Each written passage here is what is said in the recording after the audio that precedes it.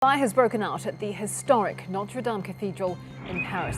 Disaster struck on April 15, 2019, when flames engulfed one of Europe's most famous structures, leaving only scorched and ruined ruins.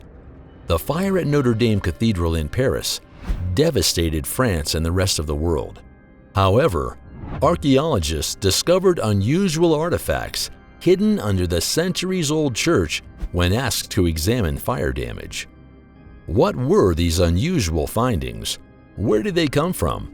And how did they end up under the Notre Dame Cathedral? Well, let's answer these questions.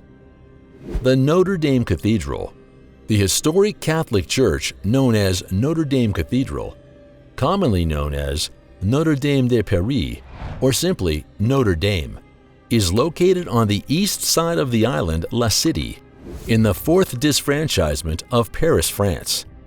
It is considered one of the finest examples of French Gothic architecture in the world and one of the city's most famous and recognizable structures.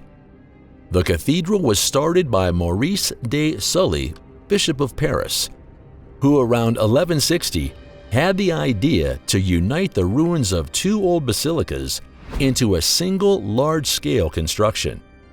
The construction on the Ile de la Cité began in 1163 during the reign of King Louis VII and was almost completed in 1345. Pope Alexander III laid the first stone of the cathedral in 1163, and the high altar was consecrated in 1189.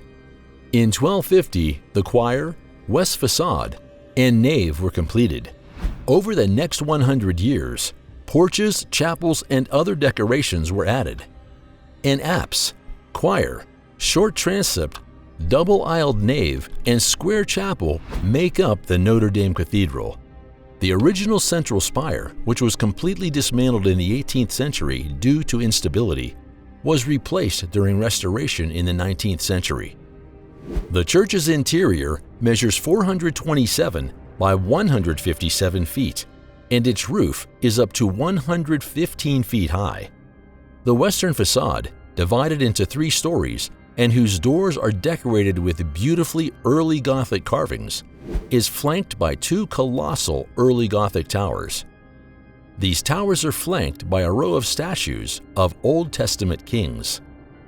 Although they were never added, the spires are said to be the crown of the 2 towers, 68 feet high.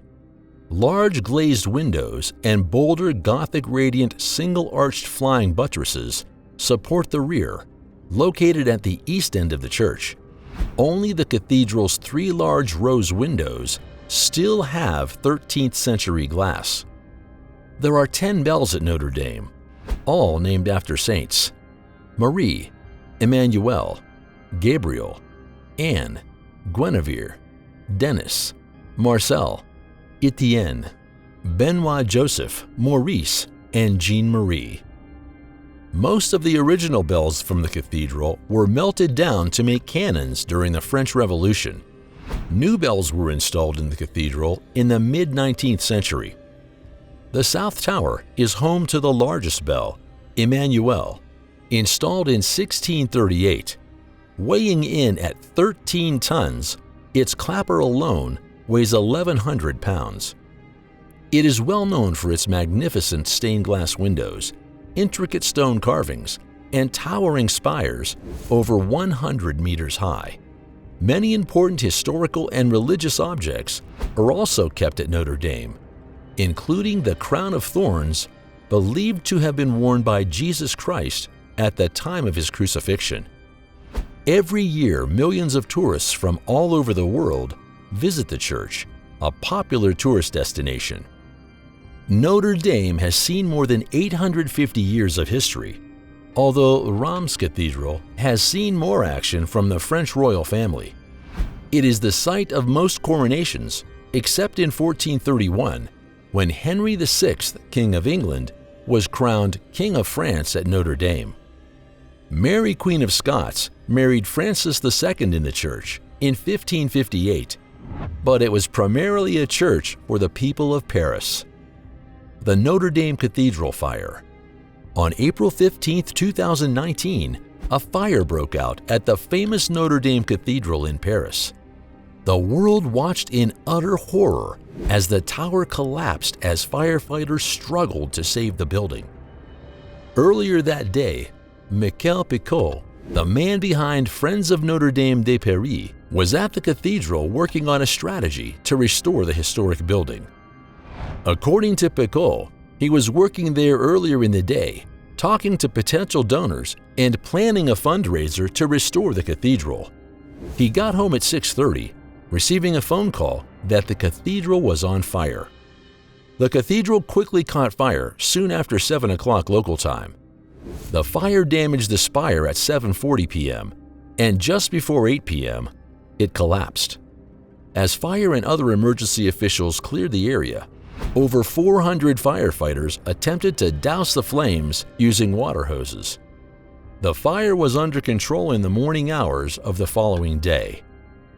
The towers of the famous cathedral were spared, but its roof structure was destroyed, according to the church's rector. Monsignor Patrick Chauvet said the firefighters put a lot of effort to save the towers and prevent a bell from falling, but they failed to save a roof structure built in 1220. The flames swiftly spread to the cathedral's roof, consuming the 1,300-year-old forest of oak timbers that held it up before toppling the spire. Due to the remarkable technical achievement of its Gothic designers, just one portion of the stone vault was penetrated, even if the entire above roof was demolished. Therefore, the stone vaults that guests first noticed before entering Notre Dame have been protected. This is both a modern miracle and a testimony to medieval artistry. The Notre Dame Cathedral, a UNESCO World Heritage, is undergoing rebuilding work. Beneath the ashes of the 2019 Notre Dame Cathedral fire, archaeologists have found a lead coffin containing a skeleton. After the horrific fire that nearly destroyed the Notre Dame Church of Paris, France, in 2019, work to rebuild the cathedral began in 2022 and was discovered that year.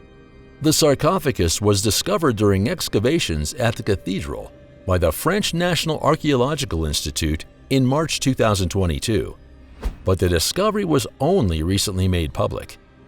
A team from the University Hospital of Toulouse examined the body. The crew looked at the victims and correctly identified them and their cause of death and lifestyle.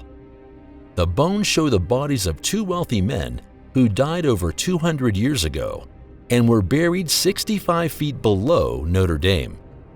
Additional research by experts revealed that the well-preserved skeletal remains belonged to an 83-year-old high priest and a young nobleman aged 25 to 40. Researchers at the University of Toulouse concluded that the burials took place in cathedrals from the Middle Ages to the early modern period, with the choir area being the most popular location. A bronze plaque bearing the name of Antoine de la Porte and the date of his death, December 24, 1710, was found in one of the coffins.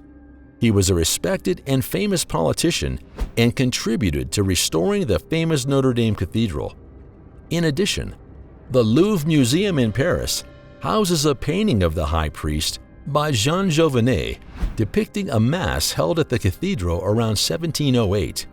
Known as the Jubilee Canon, the high priest donated according to the vows of Louis XIII.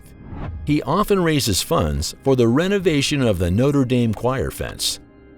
3 medallions were buried in Canon's coffin, one of which was damaged when archaeologists unearthed it. The bones were devoid of living tissue, but the remains, including hair and beard, are still in good condition. Researchers noted that Canon appeared relatively healthy at the time of his death, given his age. His teeth were in excellent condition. The tomb of a prominent nobleman was the second to be discovered from the ruins of Notre Dame Cathedral. The man's body was contained entirely in the tomb. Archaeologists placed endoscope cameras on this sarcophagus after first learning about it. Before his funeral, from the camera's point of view, a wreath and some leaves were probably placed on his head. indicating that the person had an aristocratic status, researchers say. Further analysis of his bones before determining his age show that he spent most of his early life riding horses, as evidenced by various markings on his upper extremities associated with this activity. Analyses show that he died from chronic meningitis from the 14th century to the 18th century, possibly as a result. The analysis is ongoing, but the researchers plan to meet again to summarize their findings and discuss overall progress. The first results are expected in the first half of 2023. Although these individual finds may interest scientists and historians, bodies found in coffins are not considered archaeological objects in France. Instead, they should be respected as human remains.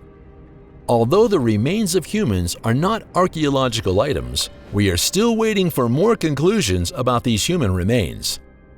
Why were they buried in Notre Dame? Are there coffins in Notre Dame? We expect more answers from the research, and we will bring them to you once we have them. Bye for now.